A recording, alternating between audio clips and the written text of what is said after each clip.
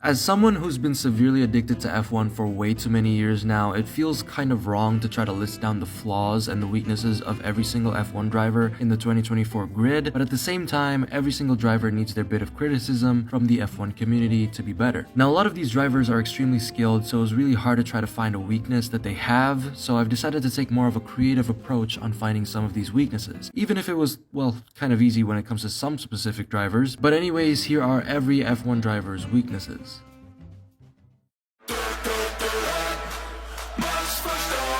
Max Verstappen is by far one of the hardest drivers to come up with a weakness for. He's one of the most dominant drivers to ever exist in Formula 1 history and was faultless during the 2023 season. Those are the words coming from Lewis Hamilton's mouth, which he gave by showing the finger to the FIA. But just before you think that there's no one that can stop Max Verstappen, you are very much mistaken. I swear to God, the only driver who can beat Max Verstappen is his dad.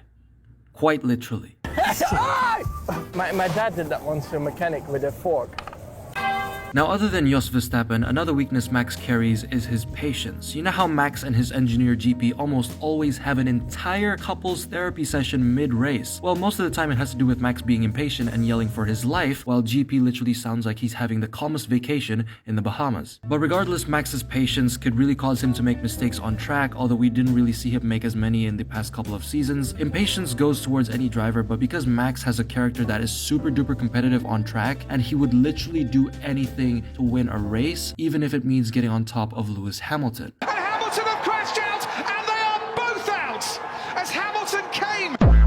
So this means that a little hint of impatience will have a potential to cause mistakes in his driving, despite Max being such a skilled and developed driver. Last but not the least, we have a competitive teammate. People say that there's a reason why Red Bull has been pairing Max with drivers that are good, but just not near his level. Max needs a team player, not a rival in the same machinery. We learned that back in 2016, where that dynamic definitely worked. Max would have had, honestly, more trouble during the 2023 season if Checo was a lot more competitive instead of acting like he's driving in Chinese F4. Remember when everyone was saying that the Red Bull title fight was gonna be absolutely insane? Well, that didn't last longer than Nick De Vries' seat in F1. Just imagine if Charles Leclerc and Max Verstappen became teammates, or anybody else like Lewis Hamilton or Fernando Alonso. This would either result in the most anticipated final title decider in Formula 1 history, or the most teammate collisions in the sport. It's Friday then. It's Saturday, Sunday. What? Lando Norris is also a very talented driver, but finding a weakness for him was relatively pretty easy. One of his weaknesses is unlucky strategy calls either by him or his team. Lando could have gotten his first race win in Russia 2021, but after stressfully deciding not to pit for intermediates in the rain, Lando bottled that win harder than a pirate riding the location for his treasure. In another instance where it wasn't Lando's fault, during the Dutch Grand Prix of 2023, McLaren decided to stay out in the rain, and without a doubt that immediately became the worst call to make. I have never seen a worse strategy call. Stay out, stay out, stay out. Wait, sorry, I have seen worse strategy calls, but I've never seen a strategy call so bad from McLaren. The funnier part is that Lando was literally told that he was faster than the intermediate tire runners, while getting overtaken by them. We are faster than Inter's cars. What the Are you stupid? It seems that McLaren has been channeling their inner Ferrari recently. Now, because of these incidents, Lando Norris has acquired an allergy to race wins, which is another one of his weaknesses, which really just feels like a curse. I swear, by the time it's the year 2100, Lando would still be trying to go for his first race win, straight up driving his McLaren looking like this.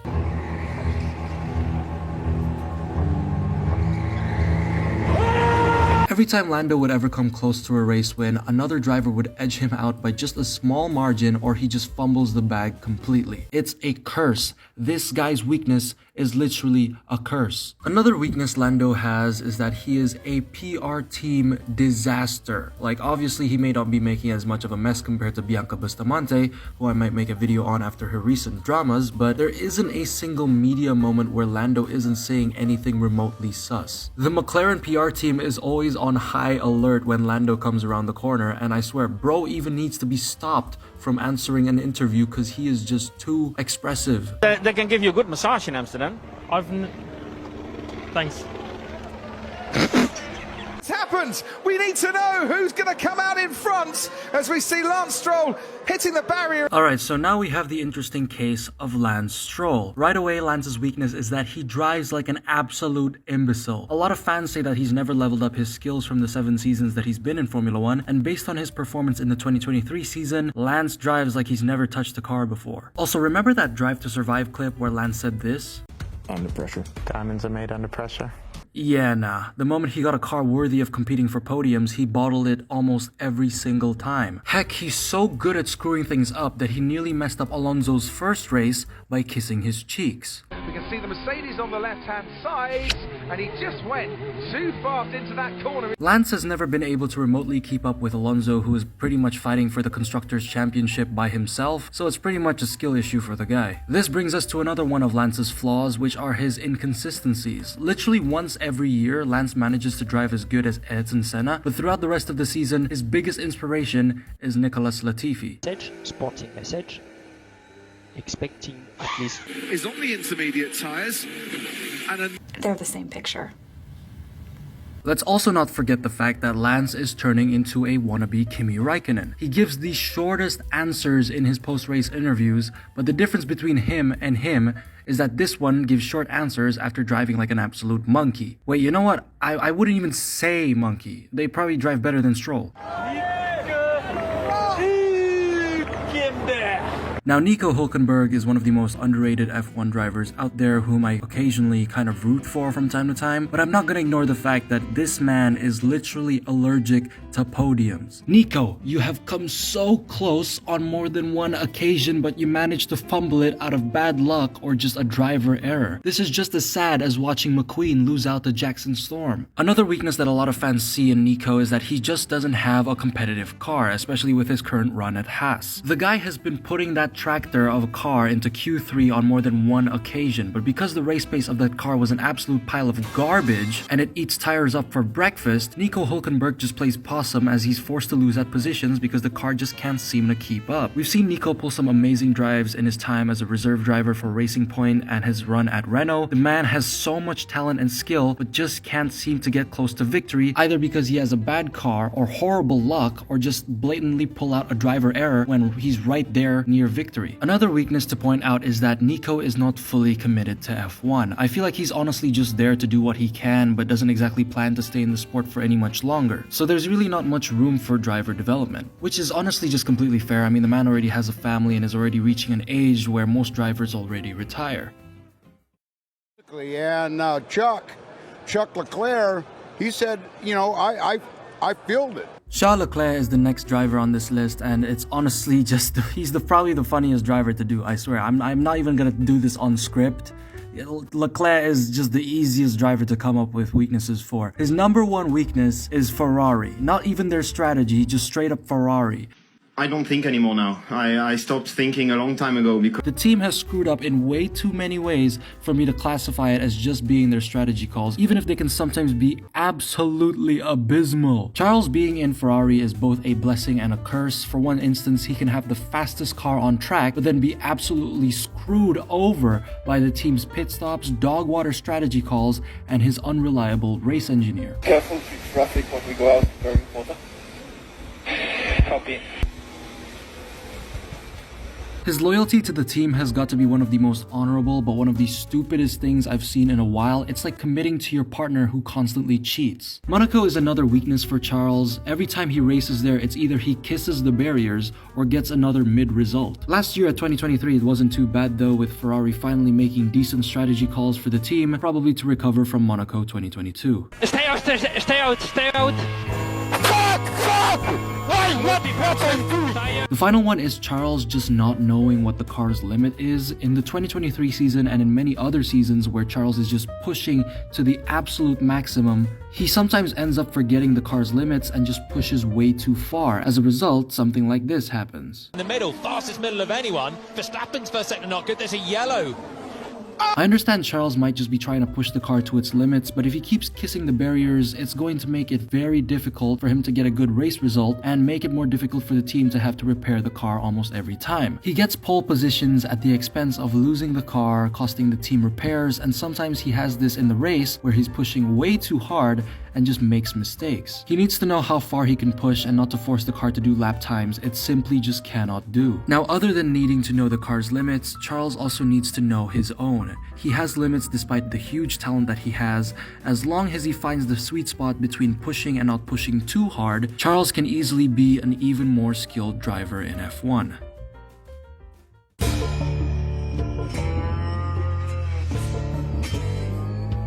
Now, Sergio Perez's weakness is that he drives like he's racing for a Chinese F4 team. On a serious note though, his driving style of preferring an understeery car with a predictable rear paired with a Red Bull that's not designed to be driven effectively through that style is his main weakness. A car that simply doesn't fit his driving style is what's stopping Checo from performing well in F1, as he really needs to work on his adaptability and flexibility as a driver. As Alex Albon said in an interview, the Red Bull car is so fine-tuned to whatever is the fastest, and that means that the car is prone to oversteer. Checo and his driving style just can't seem to extract the car's potential, whereas for Max, his driving style fits absolutely perfectly with what the car is designed to be. This is very similar with Daniel Ricciardo and McLaren, except Checo hasn't been paid millions of dollars to leave. Folding under pressure is another one of Sergio's weaknesses, as quickly after the first few races in the 2023 season, his chances of snatching the championship from Max went from slightly possible to below 0. Heck, I'd even say negative. And his chances of getting sent back to Mexico went from 0 to 100. This is common with being Max's teammate, not being deported to Mexico, I mean. Instead, it's very common for teammates to find it very difficult to try to keep up with Max if they have a driving style that just doesn't suit the car. So Checo is forced to take more risks and is extremely pressured to stay in competition against Max, especially with the pressures that are often present in the Red Bull family and the hype generated from fans and the media. And of course, let's not forget another one of Checo's main weaknesses, which is devastating, and it's something called border patrol.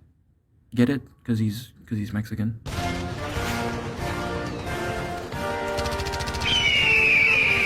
Now, I know a lot of you guys are expecting something very, very critical when it comes to Logan Sargeant, but let me tell you guys something. Logan Sargeant is without a doubt the best Formula 1 driver to ever exist in all of history. I mean, just take a look at his statistics. His points in 2023, 1. But how many points did Ayrton Senna, Michael Schumacher, and Sebastian Vettel get in 2023? Exactly. Absolutely none. Therefore, I conclude that Logan Sargeant is the best Formula 1 driver to ever exist with no weaknesses whatsoever. But unfortunately, he doesn't know what a kilometer is, henceforth why he probably crashes a lot. Bro doesn't even know the speed that he's going at. Now, with not just Logan driving like he's mentally ill and showing his ever-dying love for the barriers in almost every single race, another flaw he has is that his whole personality revolves around him being American. I mean, don't get me wrong, freedom and all that is cool, but like, damn, it's almost like that's all he's got, you know? I get that it's his first year in Formula 1, but Oscar Piastri has literally shown more personality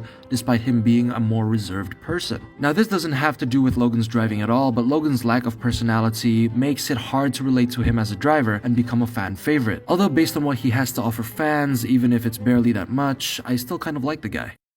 So the penalty was for being out of position in the grid box at the start of the race. Like in my previous video, I want to restate the point of ego being one of Esteban's biggest flaws as a driver. He defends to such a dangerous degree against his teammates compared to other drivers, which puts himself at risk and the team's result in jeopardy. This is likely because he wants to be seen as the better driver in the team, which I generally don't disagree with wanting that, but what Esteban does to achieve it is just straight up unacceptable. Esteban's ego to be seen as the superior driver in the team is a deep-rooted issue, making his decisions on track to lack intelligence and common sense. Now, before you go after me in the comment section for butchering Esteban and any other driver on the grid, this is the perspective of literally the majority of the F1 community, which I am simply pointing out. So before somebody decides to put out a comment that is more absurd than Esteban's defense, please watch the whole video because I am not reading all that. Likability is another issue with Ocon, which is mainly caused by his ego and behavior. I used to be a huge fan of him until his behavior started to take the spotlight. In the 2023 season, he came into a collision with Alonso during the qualifying session, and without hesitation, he immediately put the blame on Alonso during and after the session. This man thinking that he's in the right is more deluded than me thinking I have a chance with women being a Formula 1 fan. Ocon's likability is preventing him from reaching his full potential in F1, not just by being a good driver, but by being loved by fans. F1 is not just about skill, but also personality. There's a reason why teams invest so much time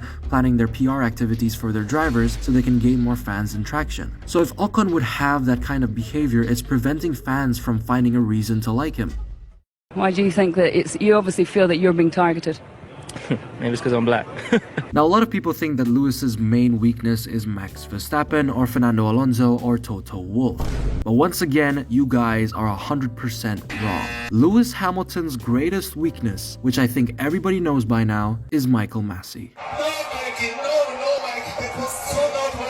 Without Michael Masi, Lewis probably would have already retired with his 8th world title, but because of the controversial Abu Dhabi 2021 and probably the entire 2021 season, Lewis is still hunting for that 8th, which probably explains the finger. On a serious note though, as much as I like every driver on the grid and also Lewis Hamilton, his main weakness is his race starts. Remember when Lewis got pole in the Hungarian Grand Prix? Well, you probably don't, because he lost that lead almost immediately. Like, this just makes you think, what is going on inside his head? Leclerc couldn't get Pierre Gasly in the end. Well, you know what, Lewis?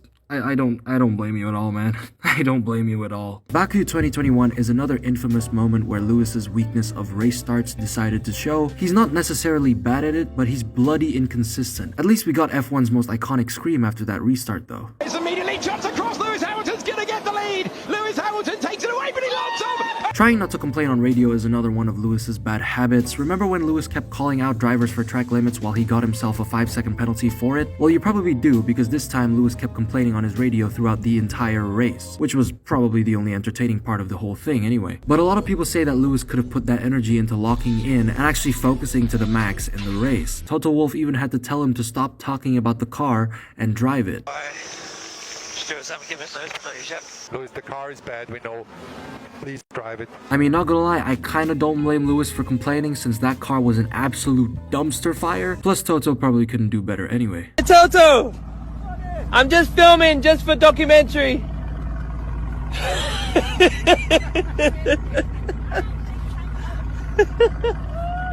Toto ran out of talent. Prøver på udbanen. Once again, most unsportive driver of the grid. Suck my balls, mate. Kevin Magnussen is probably one of the most inconsistent drivers on the grid. In 2022, he performed pretty well, scoring P5 in the first race, but in the 2023 season, he's significantly underperforming and has been getting outdriven by Nico Hülkenberg. Although some people may argue that Kevin is the most consistent driver, but instead he's the most consistent at underperforming. Kevin can also sometimes be your average drunk driver. He can sometimes be reckless on track, but thankfully we haven't seen much of that in the 2023 season. Let's not forget Kevin's biggest rival, which he sees as his #1 friend, a pole position. The moment Kevin got pole position in the Sao Paulo Grand Prix back in 2022, 9 months later, a new soul came into the world. Keep this man away from his pole positions. If he has as many poles as Lewis Hamilton, he'd probably have enough kids to run 15 Chinese sweatshops. Now, I know a lot of you guys are wondering, why the hell did I not include the other 10 drivers? And you know what? That's kind of valid. But the answer to that question is that I just kind of got tired making this video, guys. I mean, it's already like around 20 minutes long, and if I were to include the other 10 drivers, that would make it 40 minutes. I do not want you guys watching an entire ass documentary about me constantly just butchering F1 drivers. I mean, don't get me wrong, it's kind of fun, especially when it comes to like Lance Stroll or something, but obviously some of you guys might want to see the other 10 drivers being, you know, Daniel Ricciardo, Carlos Sainz, Oscar Piastri, Alex Albon, a lot of fan favorites. So what I'm gonna do is make this a part 1 and part 2 series. I'd figured that's probably the best way to go with this video. But yeah, I'm gonna see you guys in my next video where I'm gonna make the poorest jokes that wouldn't make anybody laugh. So see you guys in the next one.